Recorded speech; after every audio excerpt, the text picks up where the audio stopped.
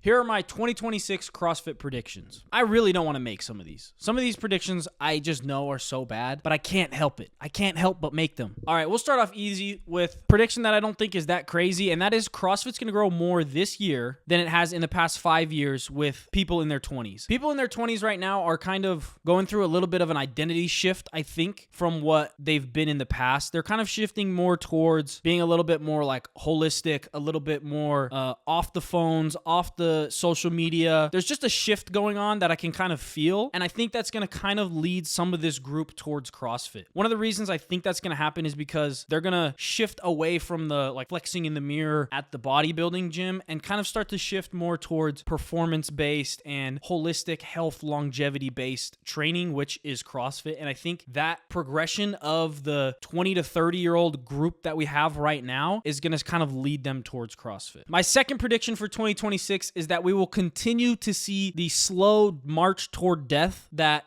handstand push-ups have been taking over the last 4 or 5 years. Everyone was obsessed with handstand push-ups from 2011, 2014, something like that, to 2020. I would see them programmed multiple times a week. They were programmed in every competition you saw pretty much ever. People were obsessed with handstand push-ups. I think wrongfully. I think they're not a good movement. Not that they're unsafe, but I think they're actually not a good training movement. I don't think they provide a whole lot of movement patterning, strength, endurance. They're just not a good training movement. And I think people are starting to catch on to that because we've seen just a slow decline in the amount that people use handstand push-ups over the last 4 years. I think that's going to continue in 2026. And I think within the next 2 to 3 years, you'll see handstand push-ups as almost completely non-existent. Staying on the topic of programming, I think 2026 is going to bring CrossFit into a new era, and what I think will be the 5th era of programming. So here are what I consider the eras. The early years, you had kind of classic CrossFit. This is when CrossFit was kind of being developed. CrossFit itself was really finding its identity. After that, you have the mid-2010s era where everything was barbell. It was DT, double DT, heavy DT, barbell clean ladders, barbell snatch ladders, as much as possible. That's the second era. After that, I think we saw kind of a shift towards volume.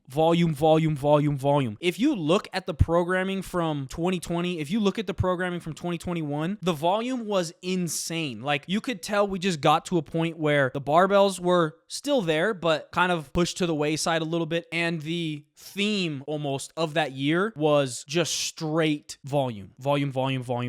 And none of this am I talking about just the games, because the games mirror what's happening in the training and the training mirrors what's happening in the games. So when I'm saying all of these things about these eras, I'm talking about training and I'm talking about at the CrossFit Games. After the volume, we had kind of a few weird years because we had Bosman and then, some other things. And so I think the programming was a little bit weird for probably 2 to 3 years after the volume era. Now we had a short stint of the machine era, and the machine era actually happened heavily in the training department. You see it at gyms, you see it in training programs, it's everywhere. But I think the machine era is going to end this year, and we are going to be brought into the redundancy era. Instead of everything being complementary, everything being about machines, everything being about a barbell, the theme of the programming is going to shift towards redundancy, redundant movements, redundant movement patterns, redundant implements, stuff like that. So for example, instead of it being muscle ups and thrusters like we've seen a million times, it's going to be muscle ups and pegboards. Or instead of thrusters and pull-ups, it's going to be thrusters and clean and jerks, or thrusters and wall balls, something like that. I just think this is the next iteration of the 2 to 4 year themes that kind of seem to be happening throughout CrossFit. And the fact is, you can still get high intensity with redundancy if it's programmed correctly. You can still get constantly varied with the redundancy. In fact, I don't even see redundancy done that often. Like, not even just one workout in a competition is redundant very often. And so we're going to start to see just redundancy start to pop up a little bit more. You're going to see something and be like, that's upper body pulling mixed with another kind of version of upper body pulling. Or that's a heavy core movement mixed with another heavy core movement. We're going to start to see redundancy creep in a little bit more in 2026. I do not want to do this, but I just have to. I've done it the last 3 years. I'm borderline insane at this point. I'm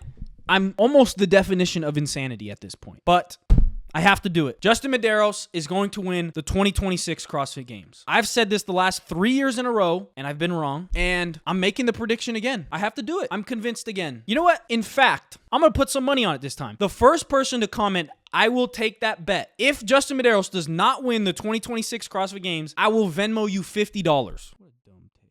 Yeah. I'll Venmo you $50 if he doesn't win. Which brings me to my next prediction, which will probably also be wrong. Lucy Campbell will not podium this year. As much as I think she has the best engine of all the women, because of what I said about the programming changing towards redundancy, because I think there's going to be less machines, because I think there's going to be more quote-unquote outside the gym fitness at the CrossFit Games this year, I just have a feeling that Lucy Campbell's not going to stand on the podium. Next up, this is the year that CrossFit gets a bump from Hyrox. For a while, it's been the general feeling that Hyrox was taking away from CrossFit, but after Hyrox has been around for a few years, this is going to be the year where CrossFit actually starts to see an influx of people because of CrossFit. There's going to be people who've been doing Hyrox for 2 and 3 years now that are going to start to get bored and burnt out and looking for the next thing. And the natural progression, the next thing, could be CrossFit. These people are kind of bandwagon fitnessers. Some of them were drawn to Hyrox because of its inclusivity and their ability to just do it without practice. And there's going to be a subset of those people that get bored with that and want to start looking for the next thing. Maybe that's clean and jerks. Maybe that's pistol squats. Maybe that's whatever else is next. And so they start looking towards CrossFit. 2026 is going to be the year that the gimmicky crap dies. People are finally going to catch on that they don't need to be tracking their heart rate, and they don't need to be doing zone 2, and they don't need to be doing all of this crap. They need to be eating better, sleeping better, and doing CrossFit. And I think that we're going to see a decrease in zone 2. We're going to see a decrease in the heart rate monitors. We're going to see a decrease in all the bull crap. And people are going to start realizing if you want to get better at endurance, you need to actually do endurance. The only reason zone 2 works for you is because it's the only time in the week that you're going longer than 10 minutes. And so if you did a CrossFit workout that was 20, 25 minutes, 30 minutes, went for a run that was 40 minutes at max effort, you're going to get more out of it than doing some stupid zone 2. And so I think zone 2 is going to die in the CrossFit world like it needs to. After my picks for the 2025 CrossFit Games, I'm not super confident in my predicting abilities, but let me know what you think about these, how likely they are to happen. Some of your predictions, hit me in the comments.